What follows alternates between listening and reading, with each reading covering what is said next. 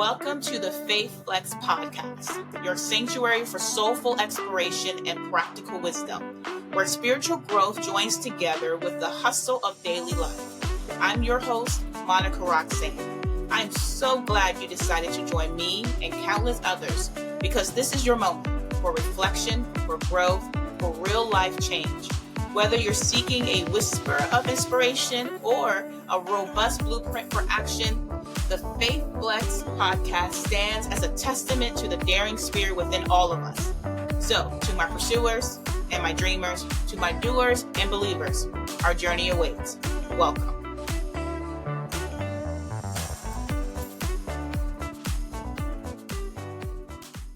Hey fam, this is your girl, your host, Roxanne, and I'm back with another episode on the FaithFlex podcast, and I'm super excited that you're joining me again this week. Look, for the last couple of weeks, we've been talking about life in general, right? So time and seasons, changes, what that looks like and how God sees it. And last week about the balancing act and just managing our lives and a good way of good stewardship that God is pleased with. So this week, we're going to explore what it means to live a life as a comma and not a period, but embracing the pauses God places in our journey rather than seeing them as finality. Often what we do is we mistake delays and detours or seasons of waiting as the end. But God uses these moments to refine us, to prepare us, and propel us into our purpose. So again, this week, we're going to talk about these forced pauses, right? Not life as a period at the end of a sentence, but really a comma. This pause is for a reason. And we've been talking a lot or just focusing on Ecclesiastes chapter 3, verse 1. And that is, there is a season, a time appointed for everything, a time for every delight, an event, or purpose under the heavens. So during this episode, we're going to break down some of the false narratives that discourage us. We'll talk about how to steward our gifts wisely, and then take a look at what the Bible says about divine pauses.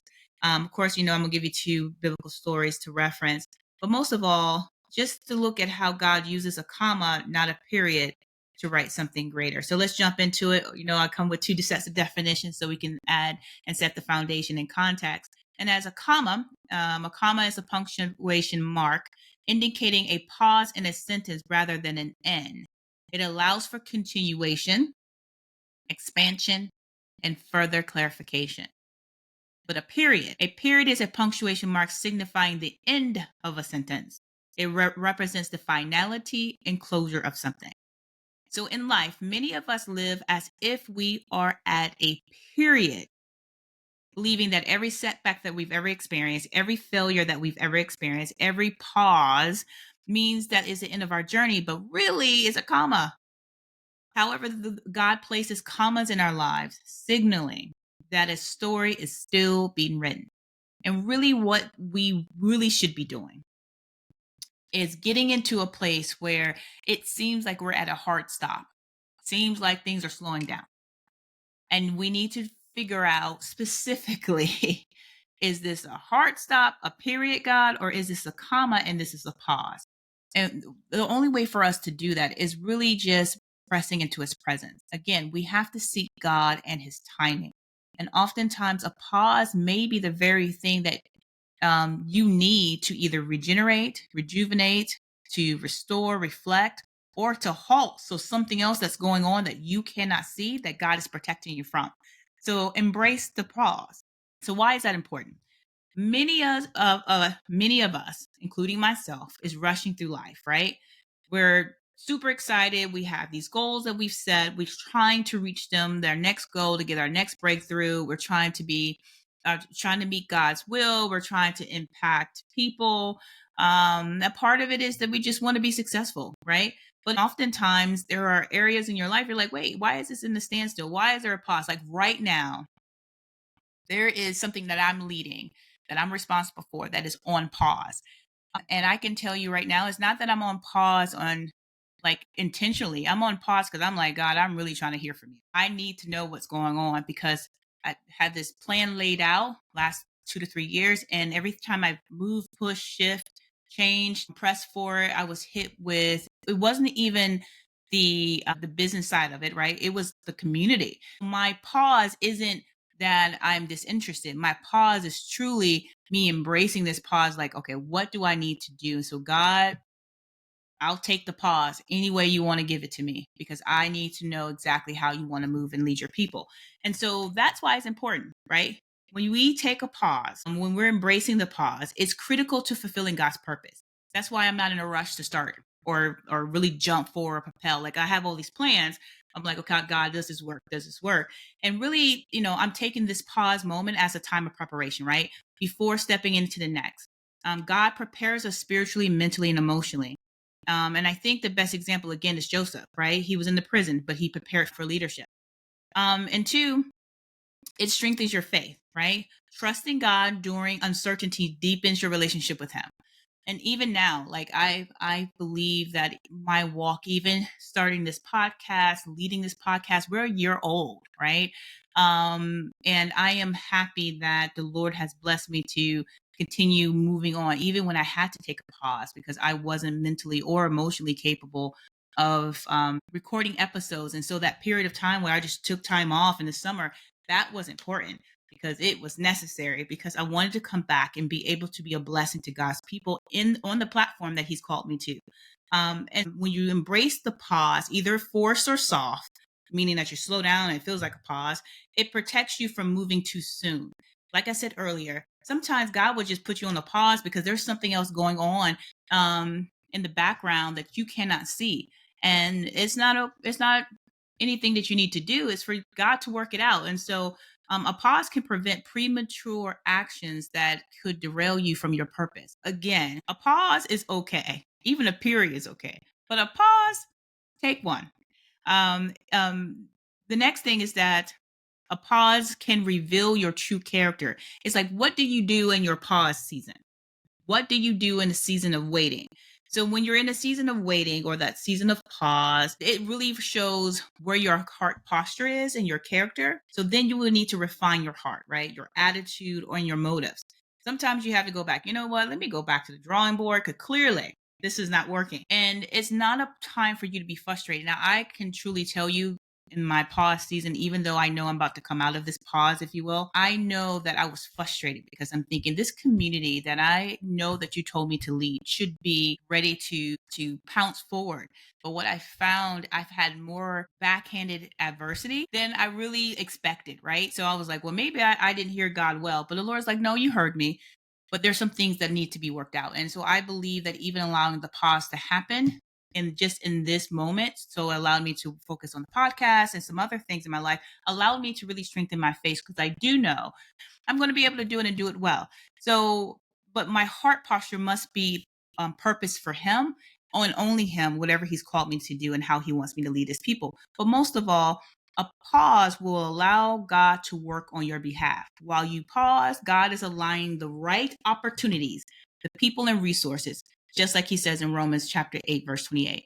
So I know maybe this podcast episode is for me, but I know it's for everyone who's feeling like, well, I'm things are slowing down. I don't know what's going on. I feel like everything come to a screeching halt.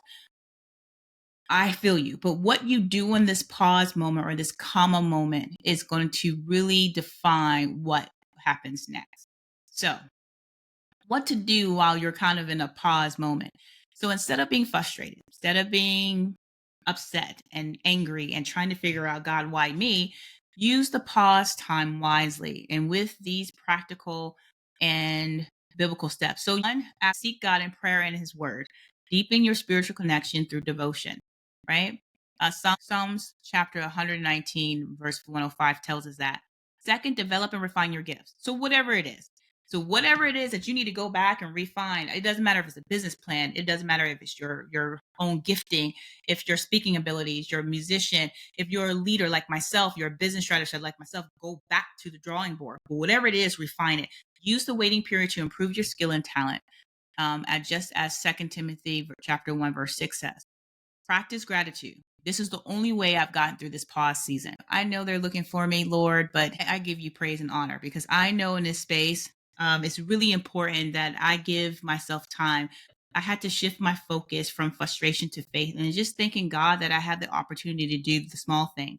The other is to serve others, right? That's what I do. And so I use this time, so I encourage you to use your time, this time, that whatever you are in this moment of pause, is to use the time to bless and uplift others. Don't let people bully you to come out of your pause moment prematurely, because the pause might be protecting you from something, right? So submit to his timing and then trust God in his timing. Release the need to control the outcome and surrender to his perfect plan. It is so important that you and I and all of us take the time to breathe, right? To exhale. And so here's a couple of examples of or scriptures that really talk about being a comma and not a period, or looking at the comma as a blessing and not a final blow to you or an ending of a story. God's plans are always in motion. And that's the thing I had to learn in the last probably 8 to 9 months, is that his plan is always in motion. So when we feel stuck or believe our purpose is over, God is often preparing us for what's next. A pause is a setup, not a stop. I cannot stress that again. A pause is a setup and not a stop. So listen, Ecclesiastes chapter 3, verse 1, we've talked about times and season. It really just shows us and it really declares that your pause has a purpose in God's divine timing. Philippians chapter 1, verse 6 says, I am convinced and confident of this very thing, that he who has begun a good work in you, and me, and everyone continues to perfect and complete it until the day of Christ Jesus, which just simply means that God never stops working on us, his masterpiece. He constantly is trying to perfect us, but that's his job, his perfection, not ours.